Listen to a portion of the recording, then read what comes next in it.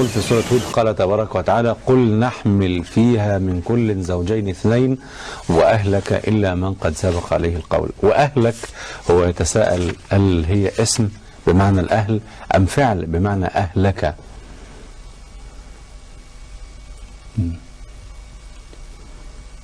هي الآية حتى إذا جاء أمرنا وفارت النور قل نحمل فيها من كل زوجين اثنين وأهلك إلا من سبق عليه القول ومن آمن. نعم. وما آمن معه إلا قليل. هو يعني إذا أتيت الحكم القاطع هي أهلك هو الأهل وليس الفعل.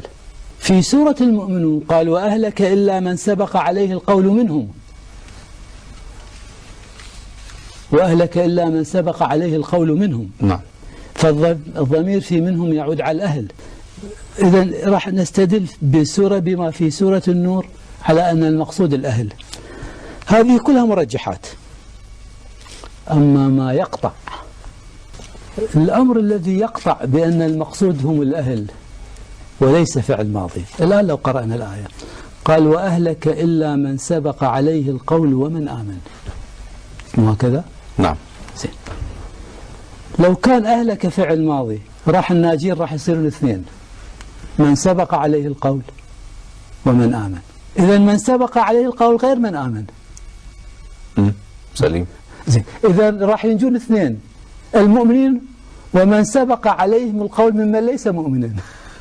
الله أكبر. صح. وهذا لا يمكن أن يكون. صح. يعني لا يمكن هذا، لأنهم الناجين هم المؤمنين. صح. إذا لو كان فعل راح يؤدي بنا إلى النجاة نوعين من المؤمنين وآخرين ليسوا مؤمنين. نعم. وهذا لا يمكن أن يكون. صح. فهذا يقطع بأن أهلك هم الأهل. لكن هناك يبقى سؤال آخر فني، وهو نحن ذكرنا استدللنا بما في سورة المؤمنون. نعم.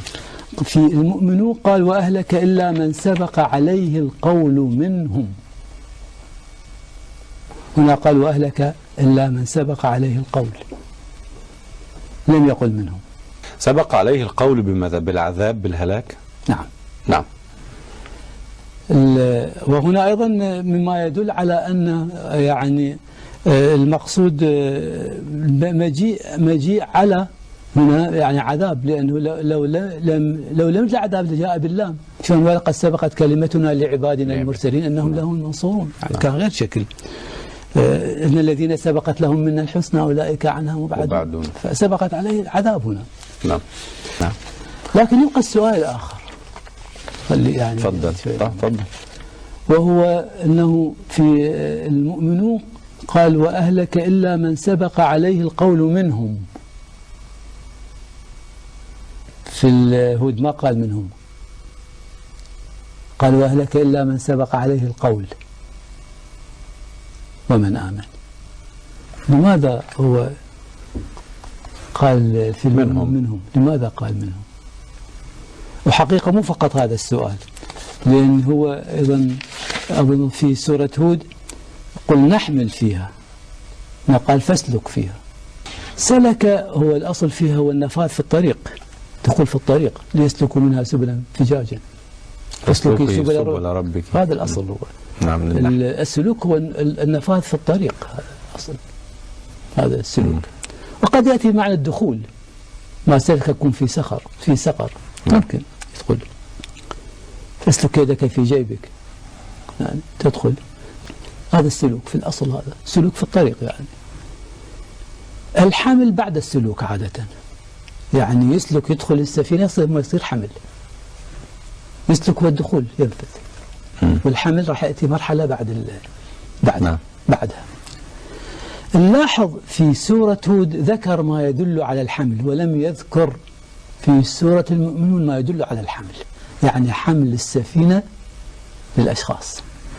لو لاحظ في هود وقال اركبوا فيها بسم الله مجريها ومرساها وهي تجري بهم في يعني حاملتهم في موج كالجبال، حاملتهم تجري بهم يعني حاملتهم في موج كالجبال، ما هكذا. حتى في آخر الآيات ونادى نوح ابنه يا بني اركب معنا قيل يا نوح اهبط بسلام منا. إذن هنالك حمل واستوت على الجودية. اهبط بسلام. لاحظ بينما في سورة المؤمنون لم يذكر حمل ولا ما يفيد الحمل. لو لاحظت فإذا استويت أنت ومن معك على الفلك فقل الحمد لله الذي نجانا وقل ربي أنزلني منزلا مباركا. بينما هناك حمل. نعم. حمل ناس وهبوط لا لم يذكر شيء. هذا أمر. إذن هنالك أولا اختيار الحمل في سورة هود لأن الحمل هو جاري فيها. تأتي من سبق عليه القول. أنا لو أسأل سؤال أي الأعم من سبق عليه القول ومن سبق عليه القول منهم؟ أي الأعم؟ من سبق عليه القول. إذا من سبق عليه القول منهم أخص. سليم. من سبق عليه القول الأعم. نعم. نلاحظ في سورة هود مبنية على العموم. بمعنى فعلا. هو ماذا قال في هود؟ قال إلا من سبق عليه القول ومن آمن. هناك لم يذكر من آمن في المؤمنون. في المؤمنون. إذن أي الأعم؟ من سبق عليه القول ومن آمن أعم لأن الأهل ومن آمن. لم يذكر من آمن. إذن في سورة هود القصة مبنية على العموم وليست على الخصوص. مو فقط هذا، يعني قل نحمل فيها من كل زوجين اثنين كذا، بعدين ولا تخاطبني في الذين ظلموا إنهم مغرقون. قال لا عاصم اليوم من أمر الله إلا من رحم. هذا عموم. يا أرض ابلعي ماءك ويا سماء وغيض الماء قضي الأمر واستوت على الجود وقيل بعدا للقوم الظالمين. هذا عموم. إلا أن يأتي آخر شيء. لاحظ في ماذا قال في هود؟